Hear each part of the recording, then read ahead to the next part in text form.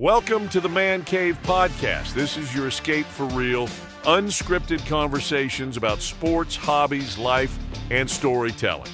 No scripts, no forced takes, just Man Cave talk. Now, here's your host, Dan Kasper.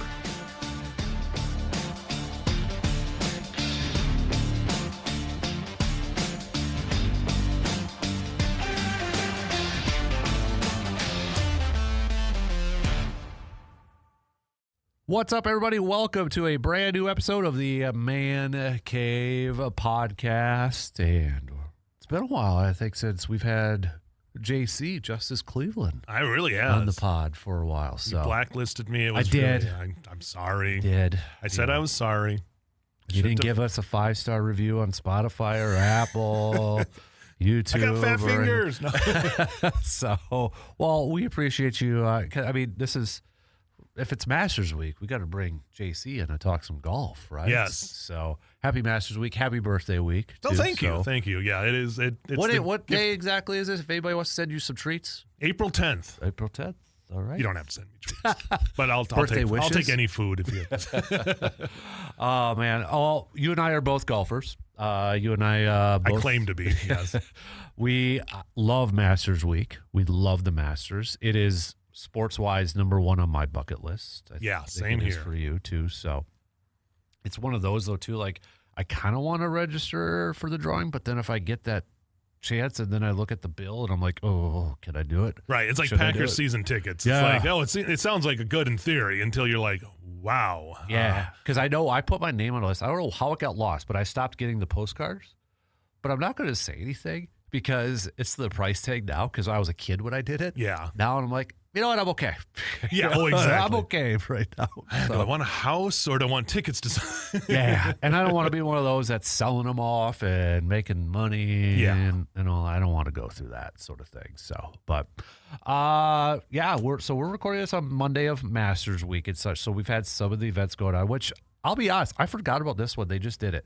The past champions get to play around with a guest of their choosing. Oh, I didn't know that. Yeah, it was like this past weekend. I'm like, I don't know if I never knew that or I forgot about that, but that's a really cool thing. So like they had, Freddie Couples was out there, Rory was out there. There was champions. Gary Player was playing around. Of course, Gary Player right? Doing push-ups. Yeah, I thought that's another cool element to the Masters. It really is. Like the whole week is something that is just it's almost storybook in a way. Like just with something like that, just the way that place looks is something completely different to anywhere else in the golf world. And then you have, the par 3 contest. And, the families, I think back to about 5, maybe even 10 years ago when, Jack Nicklaus's grandson hits the hole-in-one. Rory's daughter making the putt with Shane Lowry cheering her on. I think that was last year or 2 years ago. So there's little things like that. It almost feels like you're going home. Because it's the only one that's played in the same place every year. So there's just this uniqueness to it. For a lot of us growing up, it was the one that we really got to see, is the one that hooked you into golf, was watching. And that for me it was. Before I was even a golfer, I would watch the Masters coverage. Yeah.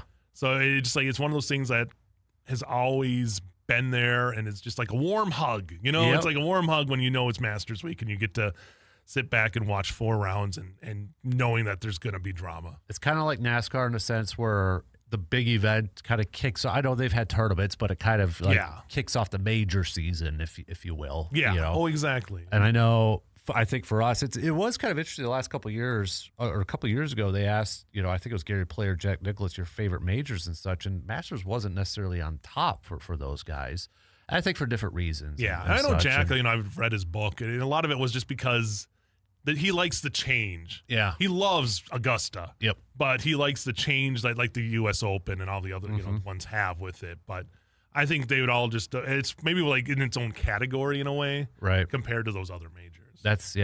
And it's interesting too when you think about the Masters. Obviously, it's very exclusive, But for us, like general people, how much we love the Masters, yet it's so it's kind of an interesting dynamic when you think about it that way. Yeah, too. I mean, you can get to a U.S. Open, I'm going to do a couple PGA Championship Ryder Cups, but that's probably the hardest get in golf. And maybe that's why we love it so much too, because of the exclusivity. Like it's something you're chasing sort of thing. It's this elusive kind of thing that you just not. If I do go, it could happen at some point, but there's a good chance I might make my whole life without ever going to the Masters. Yeah. So yeah, I think it is. It's just something kind of just this aura. It's just a mysterious aura of this place in Augusta that just has so much history and drama built into it. And that's the other thing is like you can go to every hole, especially on the back nine. Yeah. And you can think of big moments that have happened at each one of those holes. Yep. And you recognize it instantly. Like you don't have to learn the course because you know the course, which as a fan is completely different than, you have obviously you have like the Houston Open and stuff that just happened, but you're not studying that one right as much as you've studied. You've seen these shots of these guys on 18. Yep. You know where that pin's going to be. You know what putt they're going to have to make. Yep. So it really has this just different aura to it than any other tournament. And, I mean, for crying out loud, I wanted to plant azaleas at my house because of the Masters. Right. I could never keep them alive, though, because of the weather, I think. And that, but it's like pimento cheese sandwiches. Got to have that, It's almost like football or the Super Bowl in that essence. And I love it. You could make it's like the Lambeau Field of golf. Yeah. Like everything's kind of a throwback. Yep. Even the prices. Yep. Like they keep everything like that. You're not allowed to bring cell phones, so you can't take pictures during the rounds. Yep. So you don't have people like every other tournament you see now, it's the phone's up in front of them. Yep. But it's the old school people just watching. Yeah. And having to stare and see that. So I think it makes it just the white jumpsuits on the caddies. Yep. Just little things like No that. weird menu items, No. It's straight up like you mentioned, bag of chips, lemonade, cookies. Fans got to keep it within, like, you can't be unruly. Yep. Or you're going to get kicked out. Yep. So you kind of don't get the stupid getting the whole screamers at every par five on the tee shot. So I'm okay with that. Same here. No Baba Booies and all the. It's like those are things I don't need when I'm watching a golf tournament. So that makes me happy. Yep. I don't. This was a story I don't think I've ever told you, but when I used to work at the YMCA in Wisconsin Rapids, I was a sports director, and there was a member there, and he used to be in the military and such, but he told me one time, and I don't know if he was joking, but he was serious with me with this.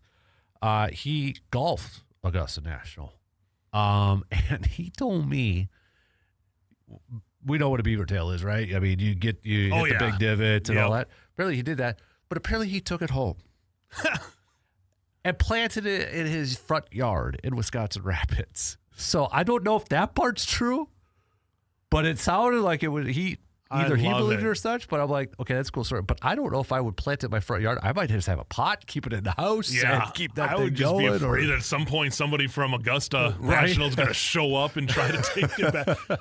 Sir, we know that you have some grass from our right. We don't allow patrons to take home. That's the other thing. Not fans, patrons. Yep. Yeah. So, that's awesome, though. I would probably want to do the same. I'm sure there's guys just picking up pieces of grass.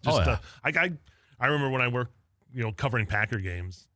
Like, I remember there was a chunk of sod, like, just sitting on the ground. I'm like, you know what?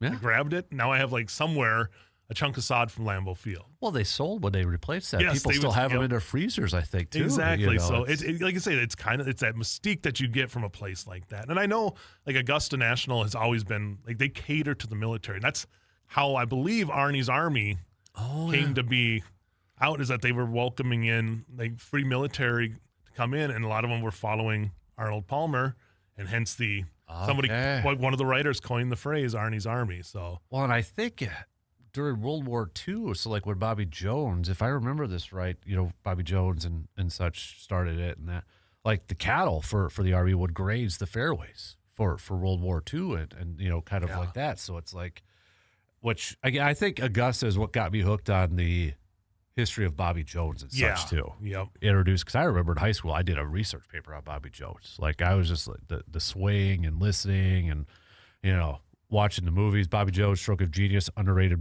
golf movie. If you haven't seen it. Yep. Legend of Bagger Vance has Bobby Jones. You talk about the swing and all that on there exactly. too. It's like, so that got me hooked on that. I think people kind of history goes along.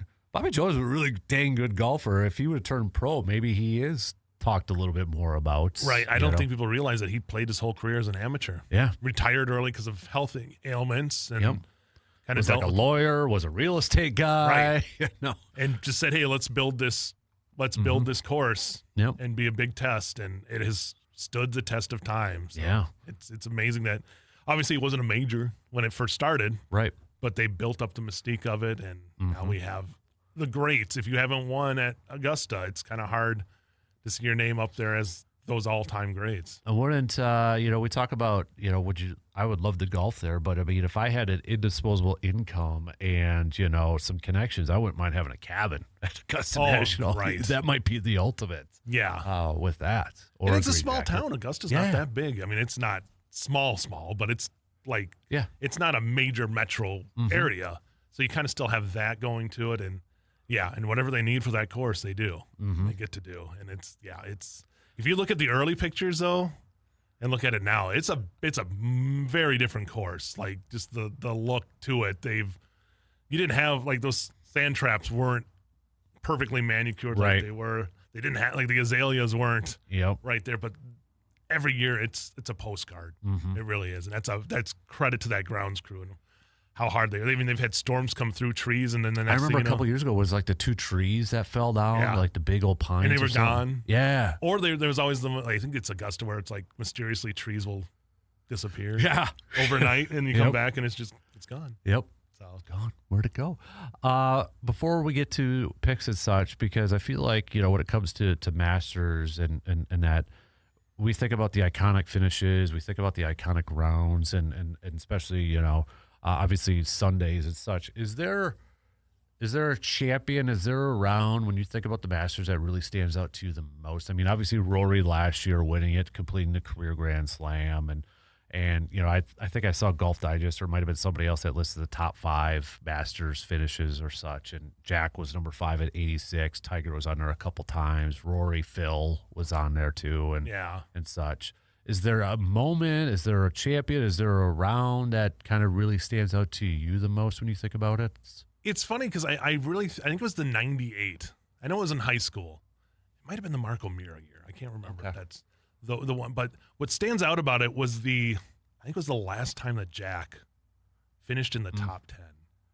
And so Jack would have been 60, around 60, because he was 40. When he was 40, what he won in 86, right? Or 46 at 86. Yeah. So, he's almost 50, 60 years old. And he was competitive right down to the end. So, I think because I had just started golfing. But I had always watched I don't know why it was, but I'd always watched the Masters, but I wasn't a golfer yet. So, it's like just seeing – I've always loved when, like, a legend like that makes a run. The Tom Watson – Open Championship one that'll always I remember watching every shot of that back 9 and him just coming. So it's always like when somebody like that and I think that drove me to want to get out there more. And this is right at the start of Tiger coming out there. So and then I think last year's is an all timer. How many times it looked like Rory had it won, how many times it looked like he lost it. Bryson being right there, and just 2 different distinct personalities. I think back to like when Phil first finally won, getting a major jump and all that. Yep. My opinion on Phil might have changed in the last few years, but I'll always remember that. So it's just going down to those final, that 18th hole. Well, not knowing Bubba Watson coming out of the trees to get the win there. Phil had to do like the same thing. Yep.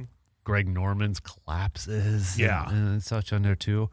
I got to go to 05 and Tiger, and it was at Chris DeMarco in that final round. Oh, the chip, because I will remember this. I was in college, and I'm watching it. I was sitting at my desk working on something, and TV's right to my right, and I watched Tiger's chip, and we all know it. It rolls and it stops, and I'm like, oh, and I turned away to go back to work, and all of a sudden I heard the roar, and I'm like, what? And I turned back and look, and I'm like, you've got to be kidding me. I don't know if I think either Jack's putt on the back 9 in 86, raising up his, getting the birdie there. Yep.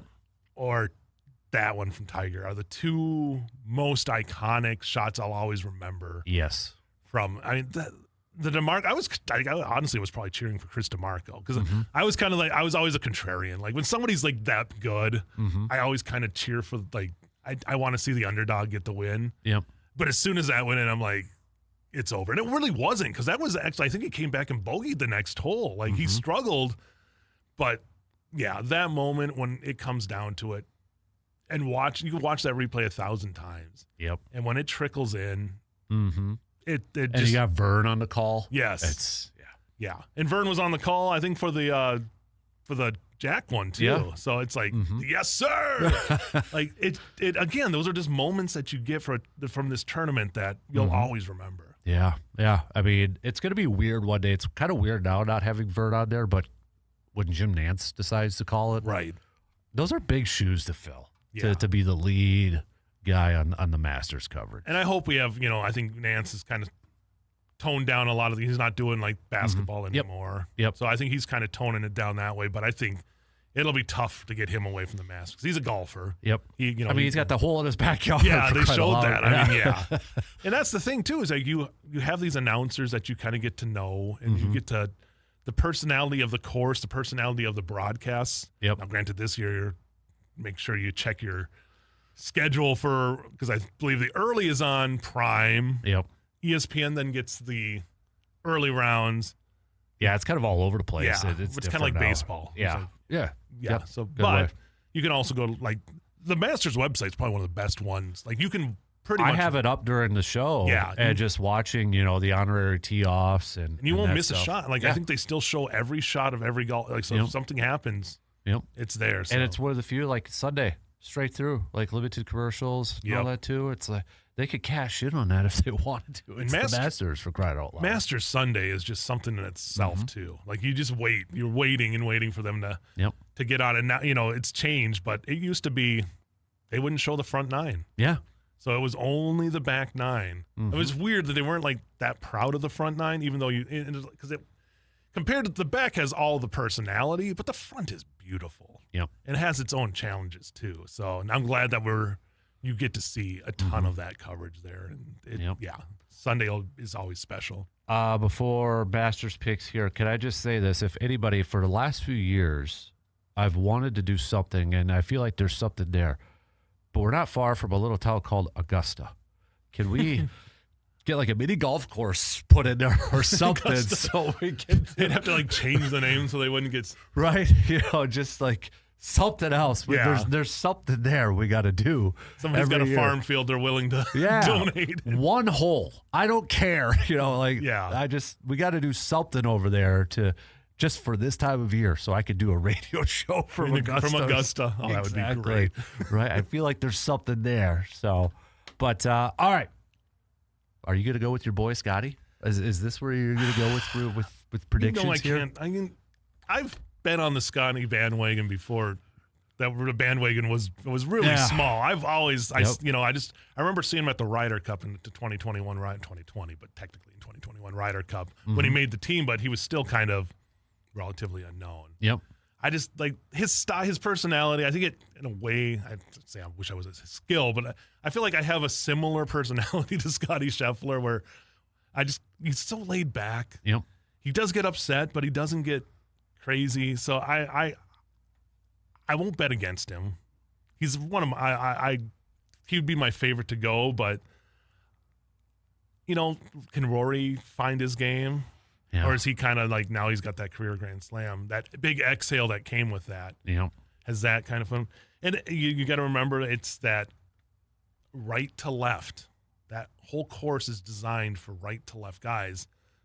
So you got to be able to play that draw. Yep. And I kind of looked at like, who are the players that play that well? A Tommy Fleetwood, the guy who's now, got that monkey off his back of not having that PJ Tour win. Yep. Does he make the run? I like Cam Young. I just like Cam Young as just like Mr. America there from the Ryder Cup. That one guy who kind of held it all together. And then it can't discount Bryson. As much as Bryson's like, he's like, with how much Scottie's personality I love, Bryson's sometimes great on people. Yep. But the way he played against Rory with the length, he's been on a roll. Did you see this thing about like the age, years sort of thing? Like it's supposed to be Bryson this year based off this formula. To win. And he's the one guy who went to live and I thought just kept getting better and better. Yeah. So I would, if he's up there battling for it wouldn't surprise me. Mm-hmm. Patrick Reed, a guy who's won before. Yep. And, again, not a personality that a lot of people love. But he's been playing really well, played in the DP, leading the money's list there. So he's going to be back on tour more than likely next year. So, yeah, I just don't know if there's is there a dark horse out there that can. So my pick is a name you haven't mentioned yet. He's not really a dark horse, but he's been pretty consistent. He hasn't won it yet. I'm going to go with Xander Schauffele. I figured that's who you were. And he does play the right ball flight. Mm-hmm. And, last year was kind of a lost year for him with the injuries. But it's a guy who's a proven major winner. And still young. I mean, early 30s, I think. So, and he plays a lot. Yeah. Like, the guy's out there, even after when he was grinding away with the injury. So, that was one that was right there with me, too. I like Xander. I like the way he goes out there, the intensity he has. Yep. So, yeah. I mean, I'm still gonna go Scottie because I just can't bet against Scottie because the guy. It is kind of weird. He's just you want to kind of like, all right, he's won enough. He's probably done, and then he's there on Sunday. Yeah. Well, John Rahm's another guy that we haven't even mentioned, but he at Augusta is usually there fighting for it too. So I don't know if there's does Koepka have some magic that comes? He's been playing a lot because he's had to. Yep. I mean, if he can find the magic, it's all these guys know this course, and there is a chance that they can put it together for 4 straight days. Dustin Johnson hasn't been heard of. You haven't heard a peep from him. But man, if muscle memory at that course, Freddie Couples always makes the cut. Yep. Because he's played there so much. So yep. VJ will probably make the cut because that man's a machine. So right, no kidding. You look at I'm just looking at some of the odds at down there. I mean, you got Justin Thomas who's plus 7,000. So I mean, there are so many guys that are capable of winning this tournament. Like the PGA Tour is so loaded right now. The world golf scene is so crazy. Mm-hmm. Like it could be somebody we're not even thinking of that makes a run. Right. But it's just hard with the way Scottie just finds he can get in trouble, but he doesn't really ever panic. Right. His bad rounds are shooting even par. Yeah. So I think for a guy like that, just the way he plays, he's got to be in contention. I would agree. Yeah. Well, hey, thanks for hanging out and talking some golf, man. I appreciate it. You know me. It doesn't take much for me to start talking about it. So. Well, hey, we hope you appreciated all that Masters and golf talk to get us underway for the upcoming golf season and such. That's going to do it for us on this episode of the pod. If you could be a nice gentleman or gentle patron, thank you. Give us a 5-star review on Apple and Spotify and a nice or 5-star rating on Apple and Spotify and a nice review on Apple because it helps the algorithms out there spread the podcast out there. So fairways and greens, everybody. For Justus Cleveland, I'm Dan. We'll talk to you on the next episode of the Man Cave Podcast.